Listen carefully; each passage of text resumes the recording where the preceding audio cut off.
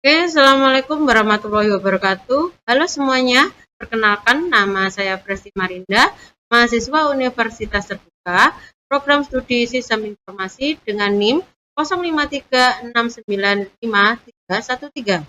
Pada video ini saya akan menjelaskan praktikum pertama untuk mata kuliah basis data, yaitu pembuatan Entity Relationship Diagram atau ERD berdasarkan kasus sistem perguruan. Di sini tujuan dari praktikum ini adalah agar kita memahami bagaimana mengidentifikasi entitas, menentukan atribut, dan serta merancang hubungan antar entitas dalam satu sistem basis data. Yang harus kita lakukan yaitu cara di sini saya sudah membuat ini di laporan praktikum. Nah, dalam kasus di sini ada sebuah kasus yaitu pada sebuah perguruan tinggi, mahasiswa akan mengambil mata kuliah yang ditawarkan. Setiap mahasiswa dapat mengambil minimal satu mata kuliah, namun dapat mengambil beberapa mata kuliah dalam satu semester. Setiap mata kuliah yang hanya bisa diajar oleh satu orang dosen. Setiap dosen dapat mengampu atau mengajar minimal satu mata kuliah. Dan di sini langkah pertama yaitu kita harus bisa mengidentifikasi entitas. Langkah pertama adalah mengidentifikasi entitas yang terlibat dalam sistem. Berdasarkan kasus terdapat 3 entitas utama, yaitu mahasiswa, mata kuliah, dan dosen. Oke, saya akan lanjut. Jadi di sini saya mempunyai langkah-langkah untuk membuat sebuah ERD. Nah, ini saya sudah rangkum sedemikian rupa untuk langkah-langkah yang harus kita lakukan pertama kali. Yang pertama adalah mengidentifikasi entitas. Di sini langkah pertama adalah mengidentifikasi entitas yang terlibat dalam sistem. Berdasarkan kasus terdapat 3 entitas utama, yaitu ada mahasiswa, mata kuliah, dan dosen. Entitas mahasiswa mempresentasikan data mahasiswa yang mengambil mata kuliah. Entitas mata kuliah berisi data mata kuliah yang ditawarkan, dan entitas dosen berisi data pengajar yang mengampu mata kuliah. Kemudian langkah kedua yaitu menentukan atribut dan kunci utama. Di sini selanjutnya saya menentukan atribut serta kunci utama dari masing-masing entitas. Nah, yang pertama di sini entitas mahasiswa memiliki atribut NIM sebagai primary key, nama mahasiswa, alamat, dan tanggal lahir. Entitas mata kuliah memiliki atribut kode MK sebagai primary key, nama mata kuliah, dan SKS. Kemudian berikutnya, entitas dosen memiliki atribut NIK sebagai primary key, nama dosen, dan jabatan. Karena mahasiswa dapat mengambil banyak mata kuliah, maka saya di sini menambahkan entitas relasi baru yaitu KRS atau Kartu Rencana Studi. Nah, di sini KRS memiliki atribut NIM dan kode mata kuliah sebagai foreign key serta semester dan tahun akademik. Langkah ketiga, menentukan relasi dan foreign key. Setelah semua entitas dan atribut ditentukan, saya melanjutkan ke tahap menentukan relasi antar entitas. Di sini terdapat 2 relasi utama, yaitu relasi pertama antara mahasiswa dan mata kuliah, yaitu meregistrasi hubungan ini bersifat many to many atau MN ya, sehingga dipecah menjadi entitas baru yaitu KRS.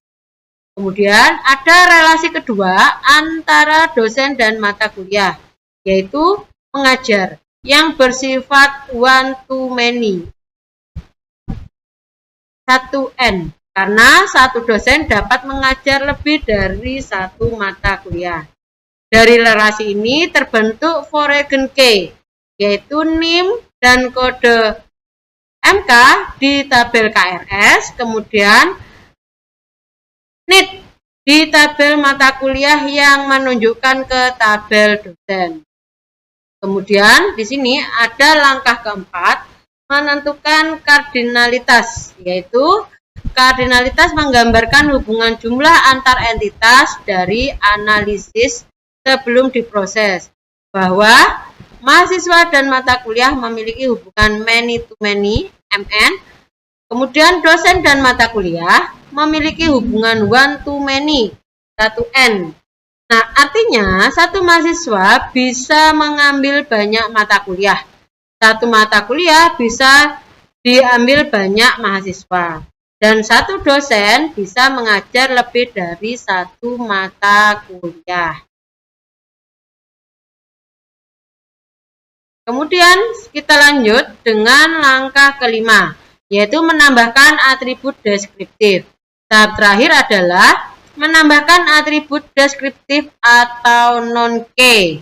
Misalnya, atribut SKS pada mata kuliah, atribut semester dan tahun akademik pada KRS, serta atribut alamat dan tanggal lahir pada mahasiswa. Atribut ini membantu memperjelas informasi dari masing-masing entitas. Nah, di sini dari tahap 1 sampai tahap 5, di sini saya ada gambar Entity Relationship Diagram atau ERD perguruan tinggi. Nah, di sini saya ada mahasiswa berarti NIM, terus kemudian ada mengambil mata kuliah, dia kode MK, dapatnya nama MK dan SKS. Kemudian dia membuat KRS, NIM, dia mendapatkan NIM, kode, mata kuliah, semester, dan tahun akademik. Kemudian setelah dia sudah KRS-an atau dia sudah mendapatkan mata kuliah, dia langsung diajarkan oleh dosen.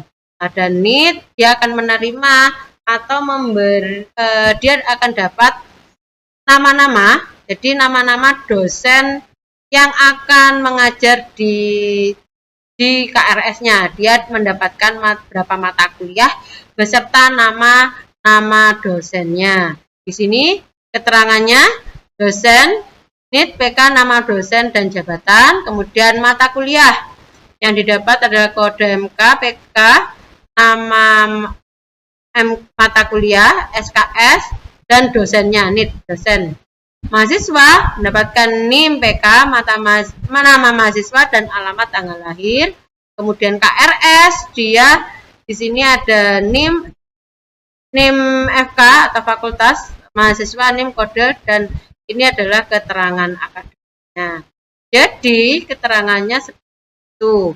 Nama mahasiswa mendapatkan NIM, kemudian mengambil mata kuliah, kemudian dia mendapatkan kode mata kuliah, nama MK, dan SKS. Kemudian dia KRS-an, jadi dia akan mendapatkan NIM, kode MK, semester, tahun akademik. Setelah KRS-an dia akan keluar apa saja mata kuliah yang ditempuh, kemudian ada nama-nama dosen yang mengajar mata kuliah tersebut. Nah, di situ setelah melalui tahapan ini, berikut adalah hasil entity diagram seperti yang saya tampilkan tadi.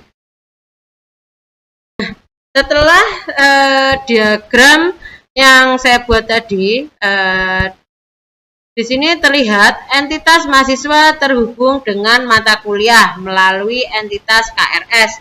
Ini penjelasannya. Hubungan mahasiswa dengan KRS dan mata kuliah bersifat many to many yang direpresentasikan oleh tabel KRS. Kemudian entitas dosen memiliki relasi one to many terhadap mata kuliah, yang berarti satu dosen dapat mengajar beberapa mata kuliah, tetapi satu mata kuliah hanya diajarkan satu dosen saja. ERD ini menggambarkan hubungan logis antar data dalam sistem perguruan tinggi secara jelas dan terstruktur. Mengetahui bahwa entitas mahasiswa kemudian mendapatkan mata kuliah, kemudian dia KRS-an, kemudian dia mengetahui dosen yang akan ditempuh. Nah, dari situ demikianlah penjelasan saya mengenai pembuatan Entity Relationship Diagram atau ERD berdasarkan kasus sistem perguruan tinggi. Melalui praktikum ini saya memahami bahwa proses pembuatan ERD terdiri dari beberapa tahap penting, mulai dari identifikasi entitas, penentuan atribut dan kunci, hingga relasi dan kardinalitas antar entitas. Hasil dari ERD ini dapat digunakan sebagai dasar untuk perancangan tabel-tabel pada sistem basis data relasional. Nah, mungkin itu dari saya. Semoga video ini bermanfaat, dan jika ada salah saya mohon maaf.